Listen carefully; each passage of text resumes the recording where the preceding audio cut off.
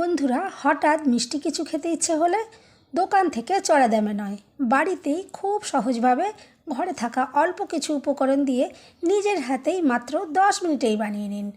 আর এতই টেস্টি হবে, দেখে বা খেয়ে বুঝতেই পারবেন না এগুলো ঘরে বানানো হয়েছে। স্বাদে গন্ধে দোকানের চেয়ে কোনো অংশে কম হবে না।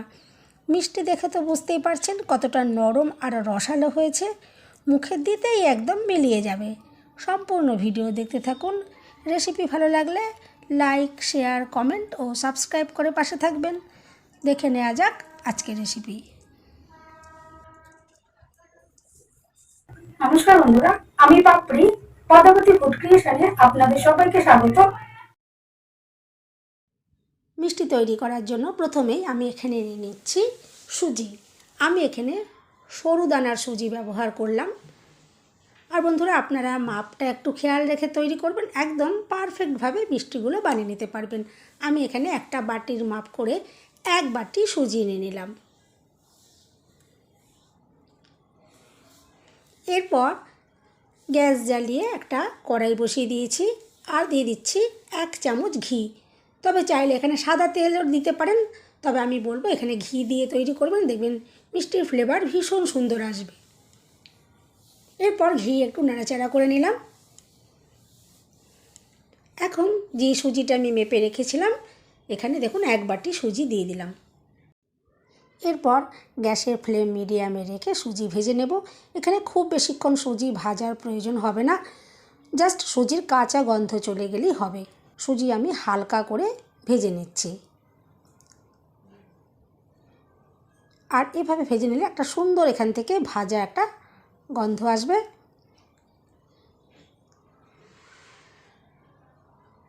এরপর আমি এখানে দিয়ে দিচ্ছি একদম 1 চিমটে নুন, যাতে মিষ্টির ব্যালেন্সটা সুন্দর হয়।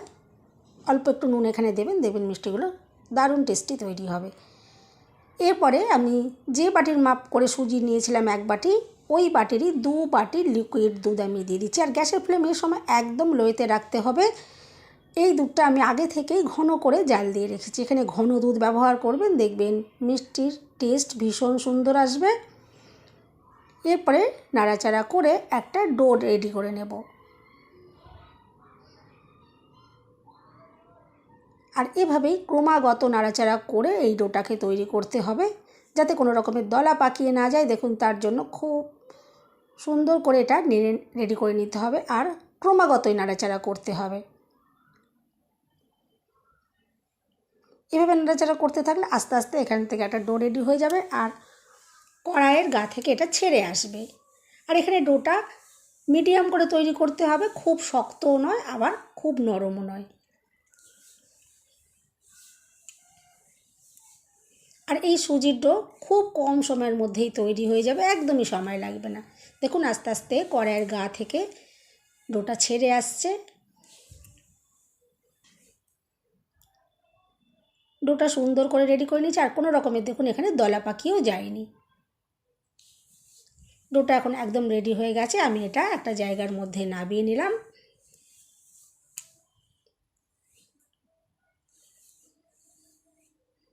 আর একটা চাপা দিয়ে এটা একটু রেস্টে রেখে দিচ্ছি।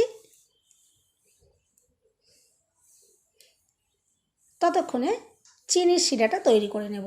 তার জন্য আমি একটা জায়গার ভেতরে দেখুন 1 বাটি চিনি দিয়ে দিলাম। যে বাটির মেপে আমি 1 বাটি সুজি নিয়েছিলাম, ওই বাটিরই 1 বাটি চিনি দিয়েছি আর দিয়ে দিচ্ছি 1.5 বাটি জল। এরপরে গ্যাসের ফ্লেম মিডিয়ামে রেখে এভাবে একটু নাড়াচাড়া করে চিনিটা গলিয়ে নিতে হবে।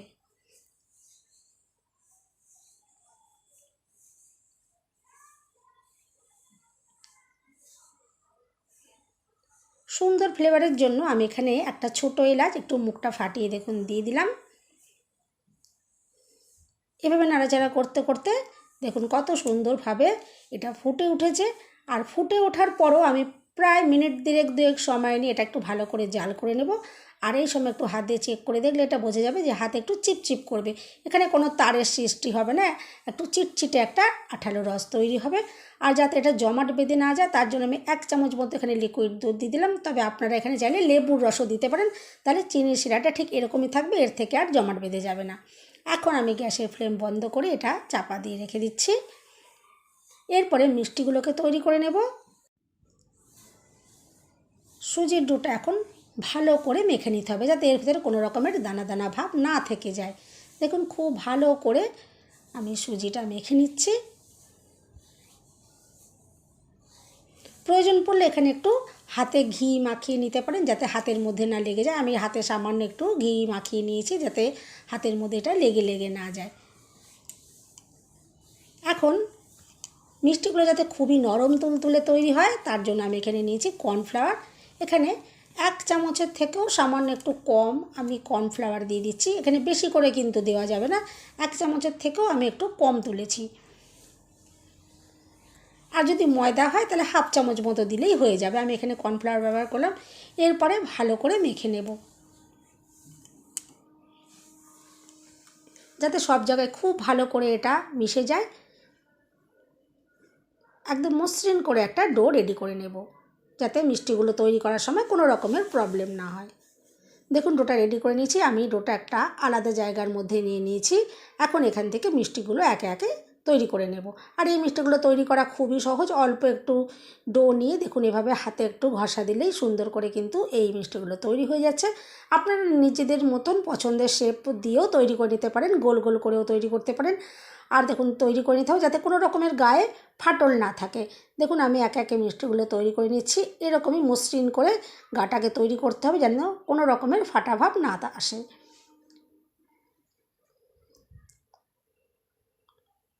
সমস্ত মিষ্টিগুলো আমি রেডি করে দেখুন নিয়েছি। এরপর এগুলো ভেজে নিতে হবে। তার জন্য গ্যাস জ্বালিয়ে কড়াই বসিয়ে আমি সাদা তেল মিডিয়াম গরম করে নিয়েছি। মিডিয়াম গরম তেলের মধ্যে মিষ্টিগুলো দিয়ে দিয়েছি। আর গ্যাসের ফ্লেম এই সময় লোতে রেখে ভেজে নেব, যাতে বাইরে থেকে আর ভিতর থেকে খুব সুন্দরভাবে ভাজা হয়ে যায়। আর প্রথম অবস্থায় এটা নাড়াচাড়া করা যাবে না, এভাবেই একটু সাঁড়াশি দিয়ে ধরে আমি নাড়াচাড়া করে দিচ্ছি, যাতে মিষ্টিগুলো একটু উল্টে পাল্টে যায়। এই সময় খুন্তি বা কোনো কিছু দিয়ে এটা নাড়াচাড়া করব না, তাহলে মিষ্টির শেপটা নষ্ট হয়ে যেতে পারে। যখন একটু হয়ে আসবে তারপরে এগুলো আমি খুন্তি দিয়ে নাড়াচাড়া করে উল্টে পাল্টে খুব ভালো করে ভেজে নেব, যাতে সব জায়গায় সুন্দরভাবে কালারটা তৈরি হয়। তার জন্য এভাবে নাড়াচাড়া করে করে ভেজে নিতে হবে। আর এই সময় গ্যাসের ফ্লেমটা আমি আবারও একটু মিডিয়ামে করে দিয়েছি। আর এইভাবে নাড়াচাড়া করতে করতে দেখুন মিষ্টির মধ্যে কত সুন্দর কালারও চলে এসছে, আর মিষ্টিগুলো খুব সুন্দরভাবে ভাজা হয়ে গেছে। মিষ্টিগুলো যদি ভেতর থেকে সুন্দরভাবে ভাজা হয় তবেই কিন্তু মিষ্টির ভেতরে সুন্দরভাবে রসটাও শোপ করবে। দেখুন মিষ্টিগুলো আমি ভেজে তুলে নিয়েছি। আর এখন যে শিরাটা তৈরি করে রেখেছিলাম, চিনি শিরাটা হালকা গরম রয়েছে। এখন হালকা গরম চিনি শিরার ভেতরে দেখুন মিষ্টিগুলো দিয়ে দিয়েছি। আর চাপা দিয়ে রেখে দেবো মাত্র 15 থেকে 20 মিনিটের জন্য। 15-20 মিনিটের মধ্যে কিন্তু সুন্দরভাবে মিষ্টির মধ্যে রস শোপ করে যাবে। দেখুন মিষ্টি আমি দেখিয়ে দিই, আমি 20 মিনিট পর দেখাচ্ছি। দেখুন কত সুন্দরভাবে চিনির রস শোপ করে মিষ্টিগুলো একদম রসে একদম দেখুন টইটুম্বুর হয়ে গেছে। আর নরম তুলতুল করছে, দেখে তো বুঝতেই পারছেন যে কত সুন্দর মধ্যে এই চিনি শিরাগুলো মিষ্টির মধ্যে দেখুন প্রবেশ করেছে। দেখতে তো দুর্দান্ত লাগছে, আর খেতেও কিন্তু অসাধারণ। খেয়ে কিন্তু বোঝার কোনো উপায় নেই যে এগুলো ঘরে তৈরি করা হয়েছে। আমি একে একে দেখুন মিষ্টিগুলো একটা প্লেটের মধ্যে তুলে নিলাম। আর মিষ্টিগুলো যাতে একটু আরও সুন্দর লোভনীয় আকর্ষণীয় হয়, তার জন্য আমি এখানে একটু গুঁড়ো দুধ একটা ছাঁকনির মধ্যে দেখুন নিয়ে নিয়েছি। আর মিষ্টির ওপর দিয়ে এভাবে দেখুন একটু দিয়ে দিচ্ছি। এতে যেমন দেখতে সুন্দর লাগবে, খেতেও কিন্তু অসাধারণ লাগবে।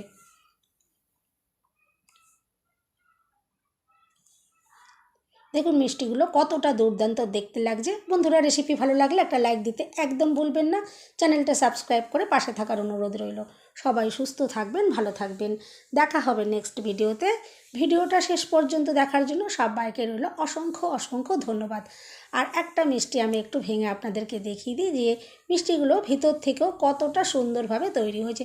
দেখুন ভিতরটা দেখে তো বুঝতেই পারছেন যে কতটা দুর্দান্ত জালিদার তৈরি হয়েছে, আর একদম রসালো আর নরম তুলতুল করছে। মুখে দেওয়ার সাথে সাথেই কিন্তু একদম মিলিয়ে যাবে। এভাবে একবার ট্রাই করে দেখতে পারেন। আশা করছি আজকের রেসিপি আপনাদের ভালো লাগলো।